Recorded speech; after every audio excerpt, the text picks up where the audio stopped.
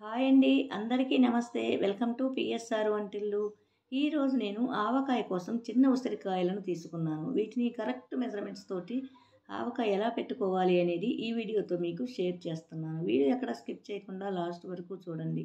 ఇప్పుడు ప్రాసెస్ ఎలాగో చూద్దాము. ఇక్కడ నేను ఆవకాయకి చిన్న ఉసిరికాయలను తీసుకున్నాను. వీటిని నీట్గా వాష్ చేసుకొని తడి అనేది అస్సలు లేకుండా కాటన్ క్లాత్ పైన ఆరబెట్టి ఉంచుకోవాలి. ఇప్పుడు ఈ ఉసిరికాయలని పచ్చడి కోసం ఒక గిన్నెతో కొలుచుకోవాలి. నేను పచ్చడి అంతా కూడా ఈ గిన్నె కొలతలతోటి ఎలా పెట్టుకోవాలి అనేది చూపిస్తాను. ఇలా ఈ ఉసిరికాయలని కొలుచుకొని ఒక పెద్ద గిన్నెలోకి యాడ్ చేసుకుంటున్నాను. ఇప్పుడు ఇలా కొలుచుకుంటే నాకు ఈ ఉసిరికాయలు మొత్తము 4 గిన్నెలు వచ్చాయి. ఈ మిగిలిన ఉసిరికాయలని ప్రక్కకు తీసివేస్తున్నాను. ఈ 4 గిన్నెల ఉసిరికాయలని పచ్చడి ఎలా కలుపుకోవాలి అనేది చూపిస్తాను. ముందుగా స్టవ్ పైన ఒక బాణలి ఉంచి స్టవ్ ఆన్ చేసి దానిలోకి మనం ఏ గిన్నెతోటైతే ఉసిరికాయలను కొలుచుకున్నామో అదే గిన్నెతోటి హాఫ్ గిన్నె వరకు ఆయిల్ని తీసుకొని యాడ్ చేసుకోవాలి. అలాగే ఈ ఆయిల్ హీట్ ఎక్కగానే దానిలోకి మనం రెడీ చేసుకున్న ఉసిరికాయలని జాగ్రత్తగా పట్టిన వరకు యాడ్ చేసుకోవాలి. ఫ్లేమ్ మీడియంలోకి అడ్జస్ట్ చేసుకొని అటు ఇటు కలుపుతూ ఒక 2 నిమిషాలు కలర్ చేంజ్ అయ్యేంత వరకు వేగనివ్వాలి. ఒక్కసారి కలర్ చేంజ్ అయ్యాక చెక్ చేసుకుందాము. కొంచెం మెత్తగా వస్తే చాలు, ఎక్కువగా ఫ్రై అవ్వనవసరం లేదు. ఇప్పుడు వీటిని ఒక వెడల్పాటి బేషన్లోకి యాడ్ చేసుకోవాలి. ఈ విధంగా మనం తీసుకున్న ఈ ఉసిరికాయలు మొత్తాన్ని బ్యాచ్ల వైజ్గా ఫ్రై చేసి ఉంచుకోవాలి. ఆ విధంగా నేను ఉసిరికాయలన్నీ కూడా రెడీ చేసి ఉంచాను. ఇప్పుడు వీటిని చల్లారనివ్వాలి. ఉసిరికాయలు వేయించగా మిగిలిన ఆయిల్ని బాగా హీట్ ఎక్కిన తర్వాత దానిలో 1 టేబుల్ స్పూన్ ఆవాలను యాడ్ చేసుకోవాలి. ఆవాలు చిటపటమనగానే ఒక 5-6 ఎండుమిరపకాయలను కూడా యాడ్ చేసుకొని తాలింపు ఫ్రై చేసుకోవాలి. తాలింపు అవ్వగానే స్టవ్ పై నుంచి దించి చల్లారనివ్వాలి. అదే స్టవ్ పైన వేరొక చిన్న బాణలి ఉంచి ఫ్లేమ్ లోలోకి అడ్జస్ట్ చేసుకొని దానిలోకి ఒక 2 స్పూన్లు మెంతులను యాడ్ చేసుకోవాలి. అటు ఇటు కలుపుతూ మెంతులు కొంచెం ఫ్రై అవ్వగానే 4 స్పూన్లు ఆవాలను యాడ్ చేసుకోవాలి. ఈ మెంతులు ఆవాలని డ్రైగానే ఫ్రై చేసుకోవాలి. ఇవి దోరగా వేగినవి.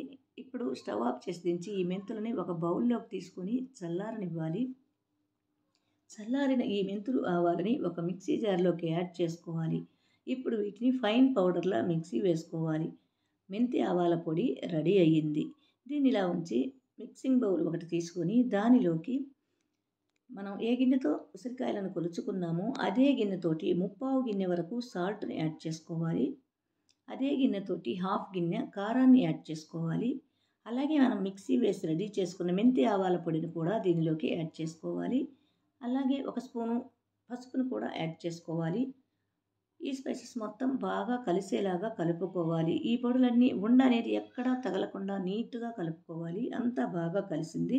ఇలా రెడీ చేసుకున్న ఈ ఉప్పు కారాలని ఫ్రై చేసి ఉంచి చల్లార్చుకున్న ఉసిరికాయల్లోకి ట్రాన్స్ఫర్ చేసుకోవాలి. ఈ మొత్తాన్ని బాగా కలుపుకోవాలి.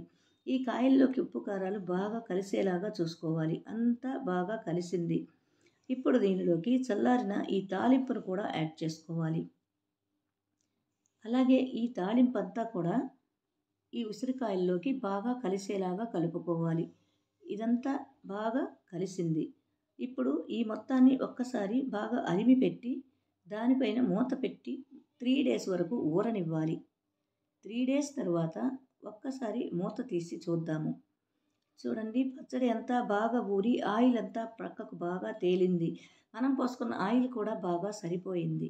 ఈ మొత్తం బాగా ఒక్కసారి కలుపుకున్న తర్వాత దానిలోకి ఒక హాఫ్ టీ గ్లాస్ వరకు లెమన్ జ్యూస్ని యాడ్ చేసుకోవాలి. లెమన్ జ్యూస్ అనేది ఆప్షనల్ మాత్రమే. ఈ జ్యూస్ అంతా కూడా బాగా కలిసేలాగా కలుపుకోవాలి. అంతా కలిసిన తర్వాత పచ్చడిని ఒక్కసారి టేస్ట్ చూసి ఉప్పు కారాలు ఏవైనా కూడా తగ్గితే యాడ్ చేసుకోవచ్చు. నేను ఇక్కడ నార్మల్ కొలతలతో చెప్పాను. మీరు ఉప్పు కారాలు ఏవైనా ఎక్కువ తక్కువలు అడ్జస్ట్ చేసుకోవచ్చు. ఎంతో టేస్టీ అయిన చిన్న ఉసిరి ఆవకాయ రెడీ అయింది. ఇది తడి లేని గాజు జార్లో కానీ పింగాణి జార్లో కానీ నిల్వ ఉంచుకున్నట్లయితే 1 ఇయర్ పైనే నిల్వ ఉంటుంది. ఇది రైస్లోకి కాదు, టిఫిన్ ఐటమ్స్లోకి అన్నిటిలోకి చాలా బాగుంటుంది. చాలా హెల్దీగా ఉంటుంది. మా రెసిపీ కనుక మీకు నచ్చినట్లయితే